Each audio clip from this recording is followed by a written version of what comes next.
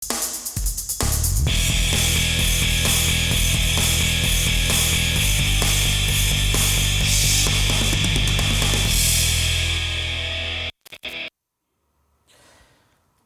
नमस्ते। प्राइम संवादमा यहाँलाई स्वागत छ। म कृष्ण मल्ल। सत्तारूढ दल नेपाल कम्युनिस्ट पार्टी नेकपा भित्रको भिडन्त रोचक मोडमा पुगेको छ र पछिल्लो समय स्थायी कमिटी बैठकको बहुमत सदस्यहरूले प्रधानमन्त्री विरुद्ध नै प्रस्ताव पास गरेका छन् भने त्यही साँझ प्रधानमन्त्री केपी शर्मा ओलीज्यू उपाध्यक्ष वामदेव गौतमको भैँसीपाटी स्थित निवासमै पुग्नु भएको छ।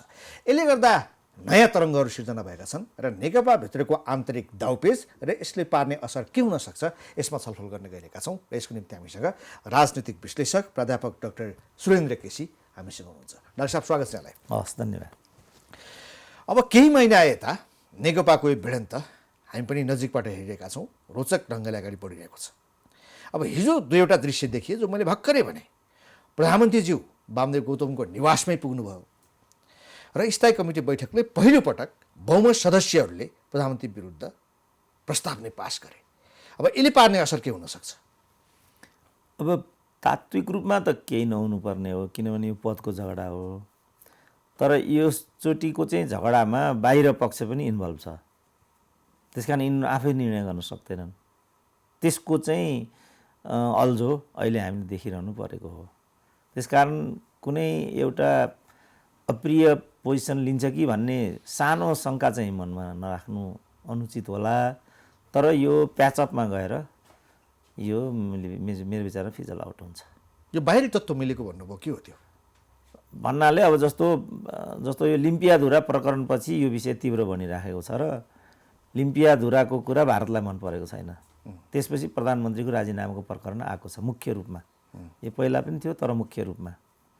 त्यसपछि यिनीहरूको रियाक्सन तीव्र, अहिलेको जस्तो रियाक्सन देखा परेपछि चिनिया राजदूतावासले पनि आफ्नो सक्रियता बढाएको हामी सबैले देखेकै छौँ। त्यसपछि यो अप्ठ्यारो परिराखेको हो।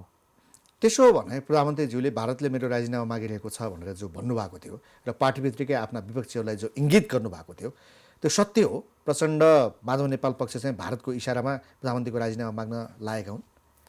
अब त्यो उनको त्यो भनाइमा काहीँ न काहीँ विषय चाहिँ जोडिन्छ। अब सत्य असत्य भन्नलाई गाह्रो छ, किनभने नाकाबन्दी वास्तविकता होला भनेर हामी प्रधानमन्त्रीसँग थियौँ त्यो बेला। पछि त्यसलाई उहाँले उपेक्षा जस्तो गर्नुभयो। जो नाकाबन्दी ताका भारतको दलाली गर्थे उनीहरूलाई नै बोकेर उहाँले हिँड्नुभयो। त्यसपछि मान्छेले के आशंका गरे भने यो नाकाबन्दी नै नक्कली थियो, 2/3 प्राप्त गर्ने खेल थियो भन्ने मान्छेले इम्प्रेसन बनाउन थाले। अब अहिले पनि घ्याप्पै यो भारत भनिदिउँ, कहिलेकाहीँ भारतैसँग खेलेर नेपालीसँग लड्ने पनि बानी देखिन्छ यिनीहरूको। जस्तो जनयुद्ध भनौँ न, जनयुद्ध भारतका लागि थियो कि नेपालका लागि थियो त? अब अहिले परिणामले त्यो नेपाल र नेपालीका लागि थिएन भन्ने देखियो। विषय त जनयुद्ध थियो, 17,000 मान्छेले त्यहाँ ज्यान फालेका छन्। के थियो त्यो जनयुद्ध? त्यसकारण अब एसडी मुनिको किताब हेर्दाखेरि भर्खरै कर्णेल बक्सी भन्नेले भने हामीले नै जेएनयूबाट पठाएको हुनाले हिन्दू राजा र हिन्दू अधिराज्यलाई जसरी डिस्ट्रोय गऱ्यौँ त्यसपछि चिनिया कम्युनिस्ट हाबी भयो भने नि त उनीहरूले। विवेक शाहको किताबमा त लेखेकै थियो खुल्लम खुल्ला। त यो सब परिदृश्यहरू हाम्रो आँखा अगाडि हुँदा को के गरिरहेछ भन्ने नै नेपाल र नेपालीले मिसलिड हुनुपर्ने अवस्था बन्यो। तर त्यो राजीनामा माग्ने प्रसङ्ग त अहिले सेलाइसक्यो। पहिला 1-2 पटक स्थायी कमिटी बैठकमा राजीनामा मागियो, पछि नेताहरूले आफ्नो बोली सच्याएका छन्। यसलाई हामीले राजीनामाको विषय बनाएका छैनौँ, प्रधानमन्त्रीज्यूको औपचारिक रूपमा राजीनामा मागेको छैन भनेर राजीनामा माग्ने नेताहरूको बोली सच्याइएको छ। परिस्थिति त बदल्यो नि त। त्यही हो, बिकिनी सुन्दरीहरूले जहिले पनि बिकिनी मात्रै देखाउँछन्। युवाहरूको आकर्षण चाहिँ बिकिनीभित्र हुन्छ। राजनीति पनि त्यस्तै हो। युवालाई बिकिनीसँग केही मतलब छैन नि, युवतीलाई फेरि बिकिनीभित्रसँग मतलब छैन। उसको त मोडलिङ हो, मोडलिङबाट चाहिँ बिकिनी देखाएर मार्केट लिनु छ उसले त। राजनीति पनि त्यस्तै हो। जे तपाईँ राजीनामा प्रकरण सिद्धियो भन्नुहुन्छ त्यसो पनि बालबटारको यो रोइलो चाहिँ के हो त? रत्यौली हो त्यसो भने? त्यो आफ्नो बोलीमा चाहिँ परिवर्तन किन ल्यायो त राजीनामा माग्ने नेताहरूले? होइन, त्यो त कस्ट्युम चेन्ज गरेको मात्रै हो, निलोको ठाउँमा पहेँलो लगाएको मात्रै हो। तात्विक कुरा त त्यही छ, अन्तर्य त्यही छ। त्यही छ नि अन्तर्य त। भनेपछि प्रधानमन्त्रीलाई दुईटै पदबाट या भनौँ कम्तीमा प्रधानमन्त्री पदबाट च्युज गराउनुको निम्ति भारतको खेल जारी नै छ। अब यो उहाँलाई डिमोरलाइज गराउने, भारतसँग पङ्गा ल्यायो भने के हुन्छ भन्ने कुरा देखाइदिने। किनभने एउटै पद केपी ओलीले एउटा पद छाडे भने केपी ओलीको प्रवृत्ति त फेरि बाँकी नै रहन्छ त्यहाँ त। यिनीहरूले भने जस्तो कुरा त त्यहाँ हुँदैन। के हाम्रो प्रधानमन्त्रीज्यूले भारतसँग पङ्गा लिनु भएको हो र भने? होइन, पङ्गा लिएको होइन होला, तर पङ्गा लिएको देखियो के। तर यसो पनि विश्लेषण गरिन्छ कि हाम्रा प्रधानमन्त्रीज्यू भारतको चरको विरोध गरेर आफूलाई राष्ट्रवादी देखाउनुहुन्छ, तर भित्रभित्रै भारतलाई रिझाउनुहुन्छ। त्यो त अघिल्लो प्रकरणमा हामीले भन्यौँ नि, जस्तो नाकाबन्दीको कुरा नै नक्कली भनिसकेपछि त नाकाबन्दीको तुलनामा त यो त गौण हो नि। किन नाकाबन्दी युद्धशास्त्रका दृष्टिकोणले युद्ध मानिन्छ नाकाबन्दीलाई चाहिँ। अब मुलुक युद्धमा लाने कुरालाई त उनीहरू ख्यालटाटा ठान्छन् भने जाब लिम्पियाधुरा त के हो र? भित्रभित्रै यदि रिजाउने काम भइरहेको छ, तपाईँले दिएका दृष्टान्तहरू पनि सत्य नै साबित भएर आइरहेका यदि छन् भने प्रधानमन्त्रीज्यूलाई च्युत भारतले किन गराउनु पर्यो भने? यदि यो नक्कली बाहिरको विरोध हो भने भित्रभित्र त साँडकाँट छ। होइन, जस्तो भनौँ न, हिन्दू राजा पनि त लार्जली हिन्दू हो, वंश त्यहाँबाट आएको छ। भारतसँग हिन्दू राजाले वैरभाव लिनुपर्ने कुनै सैद्धान्तिक धरातल र जग थिएन नि त। तर गर्दागर्दै कहाँ पुग्यो विषय ल भन्नु त? यस्तो हुन्छ कि कहिलेकाहीँ ठिकसँग ट्याकलिङ गर्न जानिएन भने, जस्तो महेन्द्रमा त्यो ट्याकलिङ क्यापेसिटी रहेछ, उनले म्यानेज गरे। जस्तो युरोपियन पोलिसीमा के भनिन्छ भने 1870 चाहिँ बिस्मार्कको उदय भयो जर्मनीमा, उनले नै जर्मनलाई एकीकरण गरेका हुन्। त्यसपछि बिस्मार्कले जे फरेन पोलिसी अगाडि बढाए त्यो यस्तो खालको थियो फरेन पोलिसी, जुन फरेन पोलिसी मुभ गराउँदाखेरि दुईटा पावर उनको हातमा हुन्थे। एउटा पावर चाहिँ आकाशमा घुम्छ भन्थे क्या। तर जब विलियम फर्स्टको अवसानपछि विलियम सेकेन्ड पावरमा आए, त्यसपछि बिस्मार्कले त्यहाँबाट अवसान हुनुपर्ने स्थिति भयो। बिस्मार्कले अवसान हुनुपर्ने स्थिति त भयो, तर बिस्मार्कले चलाएको जुन पिङपङ फरेन पोलिसी थियो, त्यो फरेन पोलिसी चलाउने स्किल अरूसँग थिएन फर्स्ट वर्ल्ड वारमा। त्यस्तो हुन्छ कहिलेकाहीँ, चिजलाई चलाउन जानिएन भने पनि अनि त्यो अस्वाभाविकता त्यसले चाहिँ हासिल गर्छ। अब यहाँ नेपालमा यो कुरालाई एप्लाई गर्दाखेरि अब तात्विक रूपमा चाहिँ नेपाल र नेपाली नै पछि परिराखेका छन्। जस्तो नाकाबन्दीको कुरा गरे पनि, अहिलेको लिम्पियाधुराको कुरा गरे पनि, यो रामायणको कुरा गरे पनि, अयोध्याको, यसबाट कसैले सबैभन्दा बढी प्रताडित हुनु परेको छ भने नेपाल र नेपालीले नै।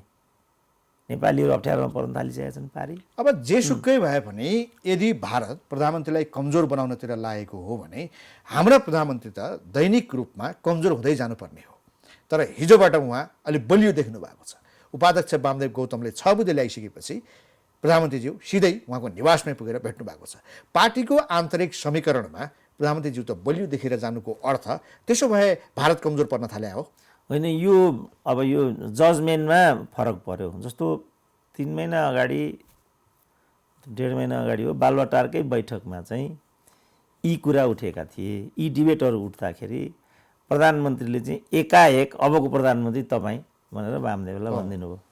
अनि वामदेवले के भन्नु, मैले यस्तो कल्पनै गरेको थिएन, अपेक्षा गरेको भन्दा ठुलो चिज मैले पाएँ भने जस्तो विषय त्यहाँ थियो। अब यी बिकिनीभित्र हेर्नुपर्ने मान्छेले नहेरेपछि यस्तो भएको छ। यो के हो भन्ने बुझ्नु पर्थ्यो, तर विषय ट्याक्कै वामदेवको घरमा गएर हिजो चाहिँ बैठाउ भइरहेको छ। बिकिनीभित्र के छ भन्ने त त्यो त सबैलाई थाहा भएकै कुरा हो नि, हेर्न जरुरी छैन। अब यिनीहरूको कुरालाई हेर्न जरुरी छैन। आँखा, यिनीहरूको आँखा त त्यहाँ हो नि, तर यिनीहरू बिकिनीमै अल्मलिए। वामदेव के गरिरहेछन्, अरू के गरिरहेछन् भन्ने कुरा म अहिले चाहिँ अरूलाई लिएर मलाई केही पनि भन्नु छैन। माधव कुमार नेपाललाई लिएर म छक्क परिरहेको छु। के भयो? अब किनभने त्यो चाहिँ पार्टी एकताको व्यवधान हो, यसले पार्टी एकतालाई अप्ठ्यारो पार्छ भन्ने कुरालाई मात्रै पूर्व माओवादी पक्षले हाइलाइट गरिराखेको छ। माधव नेपालको जोड चाहिँ प्रधानमन्त्री तलाई हो कि पार्टी एकता व्यवस्थित भएन भन्नलाई हो त? उहाँले त विधि र प्रक्रियाको कुरा गर्दै हुनुहुन्छ। अब विधि र प्रक्रियाको कुरा हो भने यो विधि र प्रक्रियामा छ त अहिले कुरा? प्रधानमन्त्रीको राजीनामाको कुरा मात्रै अगाडि छ नि त। यही नै विधि र प्रक्रिया हो त। विधि र प्रक्रिया अनुसार प्रधानमन्त्री नचलेपछि त्यो माग उठेको हो। तर विषय त पार्टी एकता भएन, अनिश्चयमा पर्यो भन्यो नि त पूर्व माओवादीले चाहिँ। भने कहाँ विधि र प्रक्रिया आयो त? यहाँ राजीनामाको माग त स्थायी कमिटीका एजेन्डा भन्नुभन्दा पनि जब प्रधानमन्त्रीज्यूले एउटा भानुभक्तको जयन्तीको सन्दर्भमा भारतले मेरो राजीनामा मागेको छ, त्यसको निम्ति नेपाली नेताहरू पनि लागेका छन्, दूतावास लाग्यो, होटेलहरूमा बैठक छ भन्ने सन्दर्भ निस्केपछि आफूलाई नै भनेको हो कि भन्ने हिसाबमा नेताहरू प्रस्तुत भएपछि स्थायी कमिटी बैठकमा राजीनामाको प्रसङ्ग आएको। अब स्थायी विधि र प्रक्रियाकै कुरा गर्ने हो भने त त्यहाँ त सरकार समीक्षाको मात्रै कुराको थियो, प्रधानमन्त्रीको राजीनामाको कुरा त त्यहाँ थिएन। हठात राजीनामाको कुरा आयो, विषय तपाईँले भनेकोलाई बनाइयो, त्यसो भने त्यसलाई औपचारिक रूपमा त्यहाँ दर्ज गराउनु पर्यो नि त। त्यसो भने यसो पनि त अर्थ लाग्ला नि डाक्टर साहब, अब स्थायी कमिटी बैठक चलिरहेको बेलामा प्रधानमन्त्रीज्यूले बाहिर गएर, उहाँ त पार्टीको अध्यक्ष पनि हो, विवादास्पद कुराहरू बोलेपछि त्यसको जवाफ स्थायी कमिटीका सदस्यले माग्दैनन्? अनि त्यही चाहिँ जवाफ माग्नु पर्यो, राजीनामा माग्यो नि यहाँ त। यो के भन्नुभएको, यसका आधारहरू के? उहाँले बैठक नै एभोइड गर्नुभयो नि। त्यस बेला त बैठक एभोइड गर्नुभएको थिएन नि त। उहाँ 15 मिनट जाने निस्किने। अब त्यसो भने त सारा गल्ती छ नि। प्रधानमन्त्री कार्यालय भनेको नेकपाको कार्यालय हो, राष्ट्रपति भनेको नेकपाको राष्ट्रपति हो। उहाँहरू नै किन पुग्नुहुन्छ दोहोऱ्याइ तेह्रियाइ? थाहा छ वीरेन्द्रको पालामा के भएको थियो? वीरेन्द्रले एउटा अन्तर्वार्ता दिएका थिए एउटा पत्रिकालाई, संवैधानिक राजाले अन्तर्वार्ता दिनु हुँदैन भन्ने आधारमा राजासँगको द्वन्द्व अगाडि बढेको थियो। त्यो चाहिँ वीरेन्द्रको वंश विनाश र राजाको टेकओभरसम्म थुरिन पुग्यो। त्यसपछि अरू कुराहरू भइरहेछन्। अनि अहिलेको राष्ट्रपतिले चाहिँ उहाँहरू आफै जानुभएको छ त। त्यसो भने त यो सब होइन, यो सब बिकिनीको कुरा हो। वास्तविक कुरा बिकिनीभित्र के छ भन्ने कुराको चासो हो यो। त्यसो भए माधव नेपाल जे कुरा उठाइरहनु भएको छ, उहाँ चाहिँ दोधारमा हुनुहुन्छ, ढलपल हुनुहुन्छ, उहाँको ठ्याक्कै एजेन्डा के हो भन्ने कुरा स्पष्ट छैन। होइन, त्यो त स्पष्ट छ। उहाँलाई बढी अपमान गर्नुभएको छ केपी ओलीले, त्यो प्रष्ट कुरा हो। चाहिने भन्दा बढी अपमान गर्नुभएको छ, ह्यारेस गर्नुभएको छ। अचम्म किन पर्नुभयो त माधव नेपालसँग? अब यस्तो हो नि त, उहाँ त के भने कमसेकम 30 वर्षदेखि एक सत्र नेता हो एमालेको। अहिले मात्रै हो उहाँ प्रतिरक्षामा हुनुहुन्छ, त्यो कुरा उहाँलाई सही छैन। 14 वर्ष त पार्टीको महासचिव हुनुभयो, अल इन अल। तर केपी ओलीको ग्रेटनेस चाहिँ के हो भने त्यो 14 वर्ष माधव नेपालसँग मिलेरै काम गराएको थियो नि त उहाँले। अब यो उहाँको सबमिसिभ पोलिसीले हो कि माधव नेपालको ट्याकलिङ पोलिसीले हो, त्यो त इनडेप्थमा गएर हेर्नुपर्छ। तर पार्टी त व्यवस्थित तरिकाले त्यहाँसम्म त आएको थियो। माधव नेपालको मोरालिटी पनि देखिन्थ्यो, हारेपछि उहाँ राजीनामा पनि दिनुहुन्थ्यो। लिबरल नेता भन्ने त देखिएकै छ। तर केपी ओलीले उहाँलाई प्रपर ठाउँमा राख्न सक्नु भएन, यो कुरा चाहिँ सत्य हो। तर अचम्म पर्नुपर्ने त अहिले माधव नेपाल भन्दा पनि वामदेव गौतमसँग होइन र भने। होइन, उहाँ त युटर्न गर्नुभयो नि, युटर्न पनि उहाँको हप्ता हप्तामा हुँदो रहेछ। अब यसरी नेताहरूलाई यो हप्ता हप्ताको युटर्नलाई संस्थागत गर्दै लैजानु उहाँहरूको साह्रै ठुलो अपरिपक्वता हो। कैयौँ युवा नेताहरूको हकमा पनि यही हो, जसलाई उहाँहरूले चाहिने भन्दा बढी प्रमोसन गर्नुभयो। अब गोकुल बाँसबरालले के भन्नुभयो, अबको प्रधानमन्त्री म हुँ भन्नुभयो। स्वाभाविकै छ, किन एउटा फुचे केटालाई ल्याएर यिनीहरूले मन्त्री बनाइदिए रातोरात। अब कोही मान्छे मन्त्री भइसकेपछि उसलाई प्रधानमन्त्री हुँ भन्ने त लाग्छ नि, त्यो महत्त्वाकांक्षा जाग्छ। त्यो त स्वाभाविक। एभा मन्त्री भइसक्यो, अब के बाँकी रह्यो त? कुनै पनि चिज प्राप्त गर्नको निम्ति सङ्घर्ष गर्नुपर्ने भएपछि उसले विचार गर्छ, सजिलै प्राप्त हुने भएपछि त प्रधानमन्त्री त यस प्रणालीमा राख्नुपर्छ। यो त पार्टी व्यवस्था हो नि त, व्यक्तिगत व्यवस्था होइन यो। जस्तो तपाईँ अहिले केपी ओलीकै वरिपरिको मान्छे तपाईँ देख्नुहुन्छ भने वरियताको आधारमा तपाईँ एकजना पनि देख्नुहुन्न। न राइट मेन राइट प्लेसको प्रविधि त्यहाँभित्र छ। कोही अराजनीतिक मान्छेहरू बढी म देख्छु त्यहाँ, अर्थमन्त्रीकै कुरा त्यही हो। त त्यसपछि मान्छेमा स्वाभाविक रूपमा माधव नेपालको प्रवृत्ति चाहिँ उत्पन्न हुन्छ। जस्तो हिजो त घनश्याम भुटाललाई बेदुराम भुसालले कठाला समात्न पुगे भन्नेसम्म पनि सुनियो। किनभने अब घनश्याम भुसाल के नाराबाट त्यहाँ पुगेका भन्ने कुरा सबैभन्दा बढी कसैलाई थाहा छ भने त्यो बेदुरामलाई नै थाहा छ। अब अहिले के बल्छी हालिराखेका छन् बेदुराम, के अरे हाम्रो योगेश, हाम्रो घनश्याम भुसाल भन्ने कुरा पनि उनलाई नै थाहा छ। कठालो समात्दैन त मान्छेले। के बल्छी हानेर बसेका छन् र घनश्याम र योगेश? होइन, उहाँहरूको त किता क्लियर छैन नि त। भोलि क्याबिनेट अर्को स्पष्टै छ नि, उहाँहरू त कुन किताबाट मन्त्री हुनुभएको हो सबैलाई थाहा छँदैछ नि। छैन, उहाँले अहिले सरकारमा मन्त्री भइसकेपछि अलिकति ठ्याक्कै यही भन्न गाह्रो भए पनि सन्तुलित भूमिका त उहाँहरूको देखिन्छ नि। यही भन्न गाह्रोलाई नै मैले भनेको। किनभने योगेशले त खुल्लम खुल्ला के भनेको छ भनेदेखि केपी ओलीको घर गइकन म मन्त्री हुनुभन्दा हुन्न भनेको छ। त्यसो भने लौ त भनेर उहाँलाई बनाइएन। त्यसपछि उहाँ मन्त्री हुन आइपुग्नुभयो। त्यस बिचको जुन यात्रा हो त्यो यात्राले उहाँहरूलाई संदिग्ध बनाइदिएको छ। घनश्याम भुसालको कुरा पनि त्यही हो। नभए घनश्याम भुसाल जस्तो एउटा ट्यालेन्सी भएको मान्छेले कृषि मन्त्री भइरहनु आवश्यक छैन नि। के हुनु पर्थ्यो त? उहाँले त कुनै कृषि मन्त्रालय सानो मन्त्रालय हो र?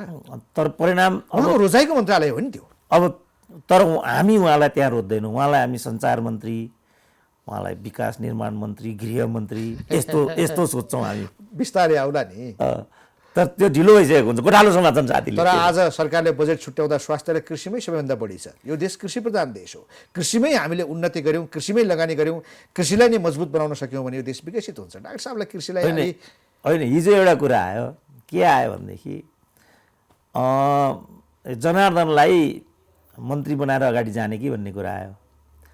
त्यसमा चाहिँ जनार्दनलाई गृह मन्त्रालय अफर गरियो। प्रधानमन्त्री उहाँले मान्नु भएन, मलाई अर्थ मन्त्रालय चाहियो भन्नुभयो। तर प्रधानमन्त्रीले मान्नु भएन। यसो हेर्दाखेरि त मान्छेको एट्र्याक्सन त गृह मन्त्रालयमा हुनुपर्ने।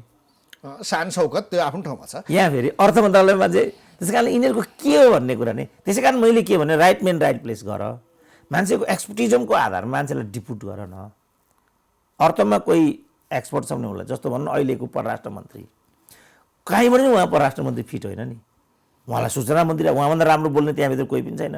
उहाँ जस्तो शिष्ट, उहाँ जस्तो सौम्य मान्छे त्यो पार्टीमा मैले अर्को देखेकै छैन। त उहाँलाई नै किन परराष्ट्र मन्त्रालय चाहियो त फेरि? उहाँले परराष्ट्रमा गएर त्यस्तो बिगारिसके पनि के छ र? सपारेको पनि त केही छैन। प्रयास जारी छ नि। होइन, प्रयास गर्ने ठाउँ होइन त्यो। यो एकदम पुरानो मुलुक हो। यो त अगाडि लैजाने मुलुक हो। किनभने परराष्ट्र मामिलाको कुरा गर्दाखेरि विदेशीहरूसँग कस्तो सम्बन्ध राख्ने भन्ने कुरामा केवल हाम्रो परराष्ट्र मन्त्रालयमा मात्रै निर्भर कसरी भइएला र? अन्य देशले कस्तो व्यवहार गरिएको छ, अन्य देशसँगको सम्बन्धको हिसाबमा त्यो देशका विदेश मन्त्रीको क्षमता, उनीहरूको कौशलता, त्यसमा पनि भर पर्छ नि। सबै कुरा हाम्रै परराष्ट्र मन्त्रीलाई दोष दिएर कहाँ हुन्छ? होइन, दोष दिएकै छैन। मैले खालि के भनेको भने सप्रयास छैन भने के त? होइन, सप्रयास छैन भने के छ भने सार्क भएको छैन। होइन, त्यसको ठाउँमा बिमस्टिक भयो। तपाईँ देखिरहनु भएको छ। भारतीय परराष्ट्र मन्त्रीले असंलग्न राष्ट्रको रिलेभेन्स सिद्धिसक्यो भन्नुभयो। लिम्पियाधुराको प्रकरणले हामीलाई धेरै तल ल्यायो। प्रधानमन्त्रीले चाहिँ अयोध्याको प्रकरण भन्नुभयो। यो यसको यो त टाउकोबाट भएको त्रुटि हो नि त। प्रधानमन्त्रीको लेभलबाट त्रुटि हुन्छ, परराष्ट्र मन्त्रीले के गर्ने? अब उहाँ त्यसैले मैले जो भने नि 4-5 वटा, होइन, त्यसो भने त उहाँले जिम्मेवारी लिनु पर्यो, पछि हट्नु पर्यो। त्यसो भने त जस्तो बिमस्टेक चाहिँ, जस्तो सार्क हाम्रो अहिलेसम्म भइरहेको छैन होइन त। अब अहिले त साँच्चै भनौँ भने परराष्ट्र मन्त्रालयको कामै केही छैन भने त देखियो नि। सार्क नगर्ने, लिम्पियाधुरा नहुने, अरू केही नहुने हो भने के का लागि परराष्ट्र मन्त्रालय चाहियो त? 5 महिना बाँकी त चिनको राजदूतको फिर्ता बोलाएर ल्याइयो। अब अहिले डाक्टर साहबले भन्नुभएको right man in right place त्यो आफ्नो ठाउँमा छ। मेरो अघिको म फेरि त्यही प्रश्नमा केन्द्रित हुन्छु। वामदेव गौतम किन युटर्न भए? उनको चाहिँ अबको दाउपेच के हुन सक्छ? यो उनको बदलाव के हो? उहाँलाई यो थाहा भयो होला। वास्तवमा वामदेवलाई हराएको केपी ओलीले थिएन, वामदेवलाई हराएको प्रचण्डले थियो। किन हराएको थियो भने प्रयोग गर्नको लागि। उहाँले थाहा पाउनुभयो होला अब आएर, मलाई त मैले केपी ओलीलाई सम्झेँ, मलाई वास्तव हराएको त यता रहेछ। नम्बर 2, कुनै बाटोबाट अब वामदेव भविष्यमा अगाडि बढ्ने हो भने त्यो बाटो केपी ओली के हो? प्रचण्डको बाटोबाट त त्यहाँ पुगिँदैन। त्यो थाहा भयो होला उहाँलाई। तर यो बिचमा पटक पटक केपी ओलीसँग धोका खाएको कुरा त वामदेवकै मुखबाट उहाँले आफैले भन्नुभएको छ नि। जहिले पनि आश्वासन मात्रै दिने, तर धोका मात्रै दिने। यो त वामदेवको आफ्नो रियलाइजेसन हो नि त। अब त्यही पनि उहाँसँगै टाँसिनु पर्ने कारण के रहेछ? त्यही हो कारण। उहाँले थाहा पाउनुभयो कि उहाँलाई वास्तवमा केपी ओलीले हराएको थिएन।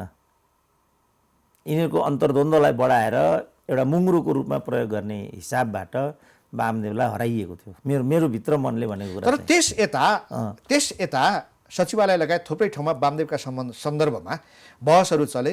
अब संविधान नै संशोधन गरेर राष्ट्रिय सभा मार्फत प्रधानमन्त्रीमा लैजाने भन्नेको त्यो सन्दर्भ पनि चल्यो। कार्यदल समेत बनाए, पछि उनीहरूले घोषणा गर्न सकेनन्। यो मामिलामा त प्रचण्ड, झलनाथ खनाल, माधव नेपालहरूले वामदेवलाई सहयोग गरेकै हो नि। नमानेको त प्रधानमन्त्रीज्यूले हो। होइन, अब तात्विक रूपमा के भयो त? अब त उहाँको श्रीमतीलाई मन्त्री बनाउने प्रस्ताव छ अरे भन्ने पनि सुन्छु। यिनीहरूले त आफू नभए स्वास्नीलाई बनाउनुपर्छ भन्ने मान्यता कहाँ नहुने यिनीहरू? राष्ट्रपति बनाइदिन्छु भनेको छ कि भोलि? पदको कुरा हो यो विषय। त्यसैले वामदेवजीको आसक्ति पनि पदमै हो। तपाईँ देख्नु भने 6 सूत्र वामदेवले राखेको भनेर तपाईँले पढ्नुभयो भने त्यहाँ राजनीतिक कुरा त्यहाँ एउटा पनि छैन, त्यहाँ एउटा शब्द पनि छैन। अनि त्यो के त्यसो भने वैचारिक विषय हो त यो? पदको व्यवस्थापन। त्यो 6 बुँदा मैले हेरेँ, त्यहाँ राजनीतिक र सैद्धान्तिक विषय चाहिँ एक शब्दमा पनि छैन। उहाँले त्यहाँ आफ्नो पदको कुरा गर्नुभएको छैन त्यो 6 बुँदामा। तर त्यो जुन सचिवालय चाहिँ हटाएर जुन व्यवस्थापन कमिटीको बारेमा परिकल्पना गरिएको छ, यो 6 बुँदे उहाँले नै ल्याइसकेपछि त यो उहाँकै लागि हो नि त। यो हाम्रो लागि हो, यो केपिओको लागि हो र यो 6 बुँदेले त व्यवस्थापन गर्ने भनेको प्रचण्ड र ओलीलाई नै देखिन्छ। वामदेव लगायत अन्य नेताहरूको व्यवस्थापन कुन बुँदामा छ र छैन? होइन, तर अब यसको आइडियोलग त उहाँ हुन जाने हुनुभयो नि त त्यसपछि त। डिजाइनर कसले यो बनायो, अनि यी अरू सबै कसले मिलायो यो मेरो लाइनमा जानुपर्छ भनिसक्नुभयो उहाँले। उहाँको लाइन भने के हो? जसको नीति उसको नेतृत्व। बस, अनि यो देखिन्छ नि त्यो त। अनि डाक्टर साहबलाई के लाग्छ यो 6 बुँदाले मिलाउँछ त यिनीहरूलाई?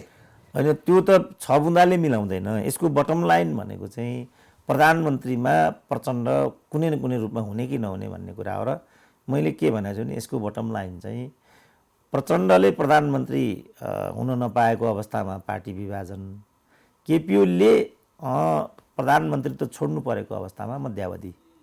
बटम लाइन यसको यही हो। अब कुन चाहिँ अगाडि बढ्छ त्यो समयले मात्रै बताउन सक्छ, किनभने यसमा इन्टर्नल फ्याक्टरले मात्रै काम गरिराखेको छैन, एक्सटर्नल फ्याक्टरले पनि यसमा काम गरिराखेको छ। राजनीति चाहिँ इन्टर्नल फ्याक्टरद्वारा चाहिँ डिसाइड हुन्छ। तर यहाँ के नेपालको जियो पोलिटिक्सले गर्दाखेरि यहाँको एक्सटर्नल फ्याक्टर पनि इग्नोर गर्न सक्ने एक्सटर्नल भन्नाले अघि नै भारतको त अलिअलि डाक्टर साहबले भनिहाल्नु भयो, चाइनाको पनि अलिकति इङ्गित गर्नुभयो। भारत र चाइना यो दुईटा एक्सटर्नल फ्याक्टर मात्रै हो अथवा यसमा अरू पनि इन्भल्भ छन्? मुख्य रूपमा तिनीहरू भयो, तर एमसिसी पनि यहीँ छ होइन। अब एमसिसी देखिहाल्नु भयो। अब हाम्रो चाहिँ 17 गतेको समय सीमा क्रस गरिसकेपछि एमसिसी फिजल आउट हुन्छ भन्दै यहाँका मान्छे। अब अमेरिकन राजदूत त ईश्वर पोखरेल कहीँ पुग्नुभयो, अनि छिटो गरायो भनेको नै कुरा भयो। अब त्यो एमसिसी भने नेपाल र नेपालको लागि हुँदै होइन, एक्सटर्नल कुरा नै हो त्यो पनि।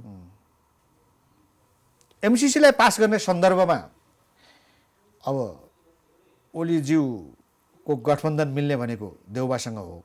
यो बिचमा प्रसङ्ग पनि चलेको थियो, पटक पटक थुप्रै भेटहरू भए ओली र देउबाका, उहाँहरूका सहयोगीहरू बिच पनि भेटघाट भयो, एमाले पार्टी दर्ता पनि भएको छ।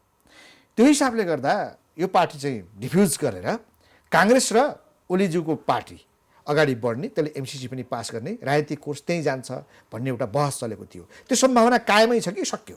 होइन, भने अघि नै हामीले उदाहरण दिउँ नि, त्यस्तै हो राजनीति भनेको। यहाँ यस्तो भन्ने पछि गएर प्रचण्ड र शेरबहादुरको पनि हुनसक्छ, किनभने एमसिसीको प्रारूप खडा भएको छ प्रचण्डको पालामा, जुन बेला बाबुराम र अनन्त प्रधान र अर्थमन्त्री थिए।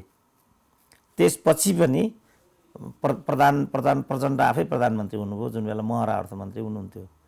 त्यसकै क्रममा प्रचण्डको चाहिँ यो भेनेजुएला स्टेटमेन्ट प्रकरणमा चाहिँ आज स्टेटमेन्ट निकाल्नुभयो, भोलि अमेरिकन एम्बेसडरसँग उहाँको भेटघाट भयो, पर्सि उहाँले चाहिँ अमेरिकाको भिजिट गर्नुभयो। त्यसकारण राजनीतिमा जे हामी देखिराखेका हुन्छौँ नि त्यो कतै हुँदैन राजनीतिमा, जे पनि हुनसक्छ। अब यिन त उदाहरण छ नि त। उहाँको चाहिँ शेरबहादुरसँग अब यो केपी ओलीसँग सरकारमा हुनुहुन्थ्यो, शेरबहादुरसँग सहकार्यको हात बढाउनु भयो र आफू प्रधानमन्त्री हुनुभयो, शेरबहादुरसँग क्याबिनेटमा हुनुहुन्छ, नेकपा एमालेसँग पार्टी एकता गर्नुभयो। मान्छेले हेरेको कुरा त यहाँ केही पनि मिलेन नि, के होइन यो मैले भनेको त। अहिले पनि यहाँ अब हामी केपी र शेरबहादुर भनिराखेका छौँ, प्रचण्ड र शेरबहादुर भयो भनेर उनीहरूले एमसिसी गरे भने तपाईँ अचम्म नमान्नु होला। प्रचण्ड र शेरबहादुरको कोलिसन पनि मिल्न सक्छ। किन हिजो एउटा अर्को दृश्य पनि छ, स्थायी कमिटी बैठक अब एकल रूपमा प्रधानमन्त्रीज्यूले त्यसलाई स्थगन गर्नुभयो, तर अर्को पक्ष बसेर निर्णय नै गर्यो। त्यो निर्णय प्रधानमन्त्रीका विरुद्धमा गर्यो। एकल रूपमा जसरी स्थायी कमिटीको बैठक स्थगन गरियो, यो अनुचित हो, विधि प्रक्रियाको विरुद्धमा हो भनेर त्यो बैठकले पास गर्यो र त्यस सम्बन्धी औपचारिक रूपमा त्यसका प्रवक्ताले बाहिर आएर भने नै। अब यसले त प्रधानमन्त्रीज्यूको नैतिक सङ्कट उहाँमा उत्पन्न गरायो नि। अब नैतिक सङ्कटलाई मान्ने हो भने त प्रचण्डले 4 चोटि पूर्ण अवधिको लागि नै केपी ओली प्रधानमन्त्री भनेको रहेछ।